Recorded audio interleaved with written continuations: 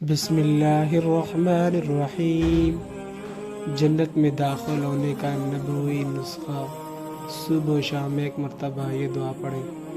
اللہم انت ربی لا الہ الا انت خلقتنی وانا عبدک وانا علی عہدک ووعدک ما استطعت اعوذ بک من شر ما صنعت ابوء لک بنعمتک علی وابوء بذنبی فاغفر لی فانہ لا یغفر الذنوب الا انت۔ ترجمہ: اے اللہ، آپ ہی میرے پالنہار ہیں، آپ کے سوا کوئی عبادت کے لائق نہیں ہے۔ آپ ہی نے مجھے پیدا کیا اور میں آپ کا حقیقی غلام ہوں، اور جہاں تک میرے بس میں ہے میں آپ سے کیے ہوئے عہد اور وعدے پر قائم ہوں۔ آپ کی پناہ چاہتا ہوں ان تمام برے کاموں کے وبال سے جو میں نے کیے ہیں۔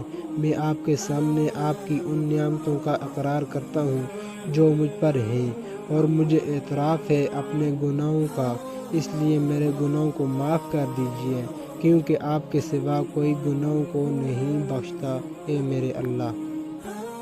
اس دعا کی فضیلت یہ ہے، جو شخص یقین کے ساتھ یہ دعا صبح کے وقت پڑھ لے اور اسی دن اس کا انتقال ہو جائے تو جنت میں داخل ہوگا۔